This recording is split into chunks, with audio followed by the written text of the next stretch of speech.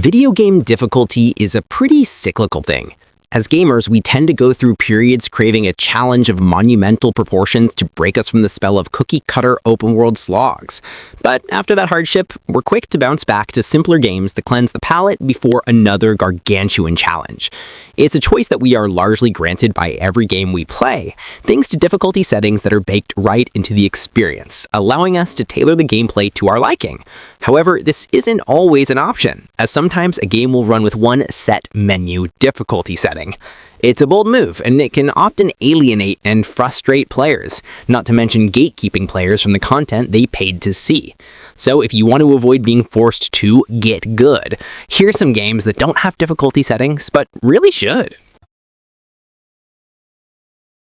Before you all rage, yes, I know that Faster Than Light does technically have an easy mode, but my logic here is that easy mode is basically normal mode, and anything above that is impossible. So allow me this little wild card.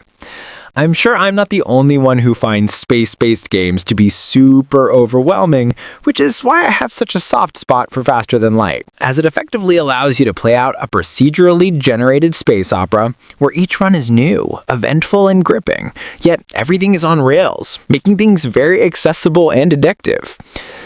The only problem is that with procedural generation comes a great deal of RNG, and this random nature can lead to enormous difficulty spikes out of your control that can end a glorious run in seconds and put you back to square one. Plus, it may be a me problem, but the real-time combat and firefighting on your ship is far too hectic to consistently deal with when problems arise, which can end runs just when you're getting started. Some run modifiers and difficulty sliders would have been really appreciated in this one, as it would have led to fewer dud runs and less heartache caused by my whole crew dying right in front of me, but I guess it wasn't written in the stars. While I will caveat this inclusion by stating that Don't Starve does allow the player to customize the world seed heavily before beginning a run, even still, I would say that the game would benefit greatly from a more accessible, beginner-friendly difficulty setting. Don't Starve is one of those games that I genuinely feel you can't excel at unless you have a skilled player alongside you to guide you through, or a wiki open on another device to dig you out of every perilous pit you fall into. The game tutorializes next to nothing, punishes you regularly for merely existing, and if you die, it's game over. So you can imagine why this might lead to new players bouncing off this one. Even a preset tutorial build guiding you through a year in-game would have been appreciated here, as that would prepare you for the sandbox nature of the game proper.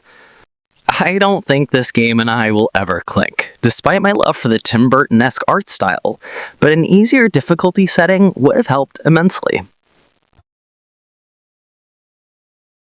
Game up on this list of unforgiving titles, we have a recent horror delight, Cronos. This game is a wonderful new horror IP that manages to offer a surreal and spooky setting, tell an incredible sci-fi story, and absolutely nails survival horror by keeping resources scarce. However, a lot of players might never persevere enough to see all that, as Cronos is a tough game where every bullet counts and one inaccurate shot could spell your demise and see you push back to an earlier checkpoint.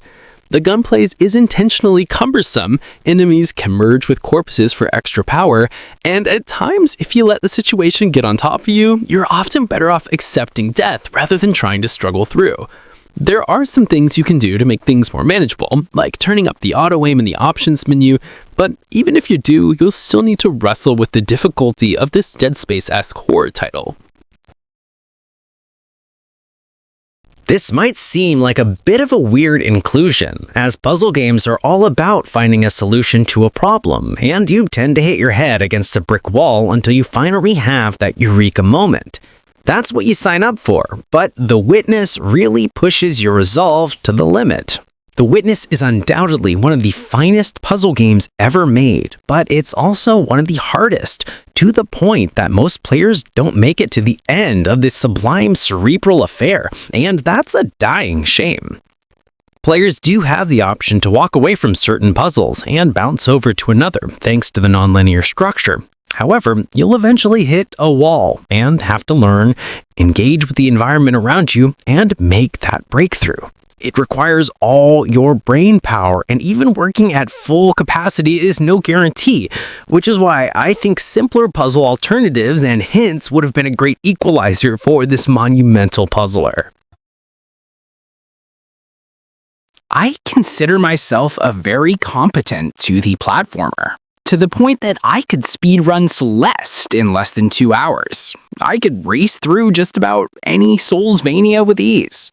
But for the life of me, I will never understand the sadistic freaks that think Super Meat Boy's difficulty is in any way close to fair. Sure, the first section of the game is pretty manageable and allows you to gather a solid understanding of the core movement mechanics. But by the time you reach the first end-world boss, the game is already asking the world of you. Which, in the grand scale of things, is nothing compared to the endgame chaos in store. Even if you abandon all hope of gold medal times and just settle for scrap and buy, it's still one hell of a battle with each new level filled with obstacles to grind your meat. Which is perhaps why some accessibility features could have been a real boon to casual fans. I'm always a little hesitant to ask for set difficulties in roguelike games, because realistically, as long as you are committed to pushing through the game and incrementally improving, you will eventually find your level. However, I do make an exception for Returnal. This bullet hell roguelike is a very tough experience, where permanent upgrades are hard to come by, and the skill level required to push through, even with these upgrades, remains quite high. Granted, it used to be a lot worse when the game first released, as there was no suspend cycle feature, meaning you would have to complete full runs with no breaks or risk losing your progress. However, even with the ability to take a breather, many will still find this game insanely tough. The projectiles are infinite and come at you fast. Potentially run-ending mistakes are around every corner, and for that reason, Returnal could really use a more casual mode. I want to make it clear that I love how difficult and downright depressing Pathlogic 2 is. It's what makes the game so emotionally affecting and so effective as a survival horror. However, it also has an amazing story to tell, and unless players manage to play with pinpoint precision, they'll barely get to see any of it. In most cases, players will endure this game once, watch the town go up in flames, wonder what they could have possibly done differently, and then settle for the fact that the game was probably rigged from the start. Well, the truth is, it was, but with a less punishing difficulty setting, a lot of players would have been able to see the many branching paths of this theatrical tale without needing to endure torture to do so. Not to mention seeing some endings that truly reshape the fabric of the narrative altogether. It's probably not worth agonizing over without a true easy mode, but for those willing to seek them out, you won't be disappointed. Before the eventual second coming of The Elder Scrolls IV: Oblivion via the recent remaster, I was always on the hunt for a game that captured that same magical fantasy feel. I looked far and wide, but I think that Outward was the closest thing I ever found. However, the one key difference is that Outward pulls no punches. Outward is one of the most immersive and challenging fantasy RPGs on the market, with deep systems, limited tutorials, scarce resources, and quests that require insane levels of planning and preparation just to survive, never mind thrive. There are some things players can do to make things a little more manageable, such as playing in co-op, but there are no set difficulty settings to help you blitz through. You need to learn the lay of the land gradually, start from the bottom, and rise in stature and reputation, and avoid being too bold and brash, as that's a surefire way to end up dead. It's not the most accessible game in the world, and that's led to this one being more of a cult classic, but with set difficulties, maybe this one would have been more of a household name. I would be of the opinion that the second game in the Kingdom Come Deliverance franchise is one that strikes the perfect balance between intentional hardship that comes through realism and systems that gradually make living in Bohemia gradually easier with each passing day. However, the same cannot be said for the first title. There were a lot of teething issues with the first game that were eventually corrected in the second, with combat being simplified, quests being less obtuse, player tutorials and onboarding being much more thorough, and much more. However, the first game remains a somewhat flawed gem. There's a great experience to be had here, but you'll find that due to no difficulty settings being present, aside from an even more punishing hardcore mode, you'll struggle to survive in this harsh and unforgiving world. You could argue that this is the point, but the second game proves there is a right way and a wrong way to go about it. So unless they go back and balance this game extensively, I would just skip right on through to Henry's second starring role. I know I said that I wasn't going to include any Souls-likes on this list, but I want to make a soul exception for Silksong, as this 2D Soulsavania is tough as nails, even more so than its predecessor, Hollow Knight.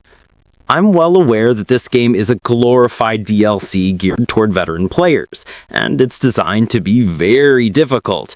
But to the credit of this game's predecessor, the original Hollow Knight managed to offer a lot of workarounds to let casual players experience the game and roll credits, but still retain that punishing Souls-like feel. By contrast, Silksong ramps up quickly, and in doing so, a lot of players who had the chops to get through the original Hollow Knight might not have the skills to get through this game's first act. I speak from a position of privilege as a skilled Hollow Knight player, but I wish that there were easier paths up through Farloom for less equipped players, such as my wife, who is still periodically taking on the Last Judge, and I fear she may never make it past the Big Brute.